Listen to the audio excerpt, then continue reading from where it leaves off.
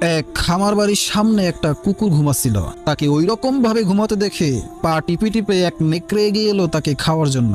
নেকড়েটা সবেমাত্র তার গায়ে কামড় বসাতে যাচ্ছে, এমন সময় কুকুরটা এক লাফ দিয়ে তার থেকে কিছুটা দূরে সরে গিয়ে বলল, আমাকে এখন খেয়ে তোমার তেমন সুবিধা হবে না। আমি বড্ড রোগা হয়ে গেছি, পেটেও বহুদিন ধরে ভালো মন্দ কিছু পড়িনি, তাই আমাকে খেয়ে তোমার পেটও ভরবে না। আমার মালিকের বাড়িতে আজ মহাভোজ হবে, আর সেই ভোজের খাবার খেয়ে একটু মোটাসোটা হয়নি, তারপরে এসে আমাকে খেয়েও, তাতে মজাও পাবে, পেটও ভরবে। কুকুরের এই কথা শুনে নেকড়ে তখন তাকে না খেয়ে চলে গেল। পরদিন কুকুরের ভোজ খাওয়া হয়ে গেছে ভেবে আবার সেই নেকড়ে এলো। এসে দেখলো কুকুরটা খামার বাড়ির ছাদের উপর নাক ডাকিয়ে ঘুমাচ্ছে।